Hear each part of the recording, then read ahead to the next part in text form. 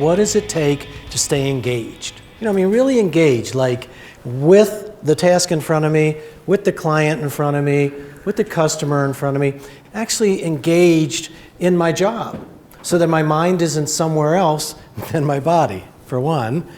For two, that I can actually listen and stay engaged with the work and with you while I'm in my service.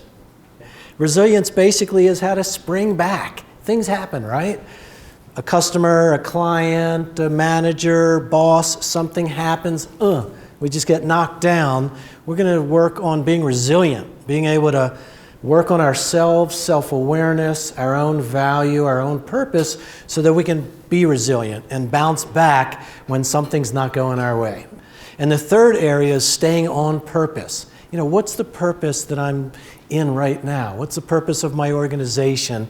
How does my organization's purpose align with my own purpose? The thing that I got in sales that really helped me was I was very engaged. I was very present. I didn't talk a lot. I would just ask people questions. What do you need? What's going on for you? How can I help you? And then I would sit back and listen. And I got this same response all the time. Wow, you really seem interested in my needs. Yes, I am. But here's what I learned. When I leaned forward and I was a little needy, they leaned back and clamped up. So I learned that my body language and my presence and my ability to look them in the eyes and actually show them that I was listening and I cared about what they were saying was the reason that they wanted my equipment. It was no different than anybody else's. They were all computers, they were all copiers, they were all laser printers, but the difference was they wanted to work with somebody who actually listened to their needs and engaged them. I was about 11, 12 years old, and I was sitting at my parents' table, and I noticed my dad, who used to come home from work, he was always so tired. He worked all day, and one day his body, I don't know, something was going on. He had a different energy in his step. And, Dad, what's going on? And Dad says, I've had a dream. Well, I never knew my dad had a dream. How many of us know our parents had dreams? I never heard dreams. Wow, that's good. Dad has a dream? I just knew Dad went to work. We came home and kind of routine. Dad said, yeah, I always had a dream of being in my own business. And as he said that, I noticed his body was just grooving. My mom started to shut down because mom knew. Mom was like, hey, what about the check every Friday? And I was like, yeah. Don't give him any ideas. Don't tell him a dream. Well, I just sat there and I noticed some stuff going on in my body, but I kind of, like most of us, I ignored it. So my dad has a dream, and my mom, like many of us, is squelching the dream. Can anybody relate to that? You have a dream, you get excited, you come even tell your friends, your spouse, you tell someone about something, and then, just kind of hits, and then you push it away. Well, I felt something in my body I'd never felt before. I felt this urge, this urgency to say something, but then I had that choice point. My mom's pretty serious about this, but my dad has a dream. I don't know how or where, but I just listened, and it came up my body and out my mouth, and I said, Daddy's a miracle, he can do it, let him have his dream. And I looked around, and Mom was not happy. She said, well, you know what? Tell you what. We'll go down and look at it tomorrow. Well, you know what? They bought it. And within 3 or 4 days, there was a Maryland food strike. Imagine that. Every supermarket in town closed except for the little grocery stores. So every one of us and our cousins and uncles and aunts were down there with little shopping bags and lines of people around the corner and around the corner. And what did that teach me? Wow. What would have happened if I didn't listen to my body? What would have happened if I would have just swallowed it like most of us do and not spoken up? Most of us growing up did not get encouraged to feel. Here's how it goes. Mommy, I'm really hot. I really want to take this sweater off. It's not hot in here, and you're not taking your sweater off.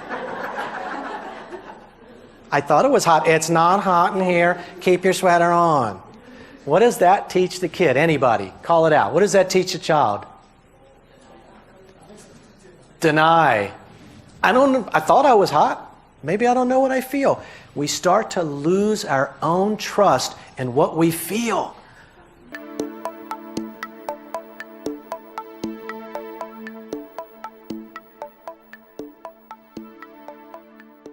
come back to the original purpose of why you did what you do. Why are you a meeting planner? Why are you a manager of a hotel? Why are you a publisher of a magazine? Just take a moment, and as you're doing that, see how it feels. How does it feel inside when you really tune into your purpose? So does anybody want to say anything that you just noticed about your purpose, or any feelings you have from anything I've said today? Go ahead. I like to help people have fun, enjoy themselves. I really enjoy seeing other people laugh. I love that. So would you be willing to do something with me for a moment? Is it going to hurt? No, it's going to feel great. Come on up. Say to everybody out loud what your purpose is, which is awesome, and then tell us how it feels in the body. Well, I like to help people have fun, enjoy themselves, and I really enjoy it when people laugh. It does two things. Number one, I like saying it, and I still got this little voice goes, oh, that can't be true, that can't be true, that's not serious. Okay, so what happened? This is perfect, by the way, thank you. Choice point, I have a purpose, and I have a viral belief. Oh, it's not serious enough. Oh, but I really love helping people. Those two, right? So let's see what happens. Tell me what happens in your body. Just say your purpose out loud. I really like helping people have fun and laughing. And what do you feel in your body as you say that? Kind of a release, like that, yeah. Yeah. How's it feel out there when he says his purpose? Anybody? Yeah. Woo. Now, what's that critical voice? Oh yeah, that you got to be serious. I don't know. It's gone. Yeah. How's that feel in the body when you say that? Much better. Yeah. Much better. So do you see that every one of us are making a presentation to the world every moment? And in every moment we have that choice. Thank you. For keynote speaking at your next event or leading your next in-house or off-site team training, I have 4 modules that I offer. A very popular one is Bringing Your Best Self to the Conference. It's a kickoff talk that breaks the ice, gets your audience tuned up, and helps your attendees clarify their goals for the event. And we practice presentation skills. It absolutely will energize your conference or meeting. My Staying Resilient and On Purpose No Matter What presentation teaches your group or team how to catch and change unconscious, destructive habits and beliefs that create stress and sabotage performance.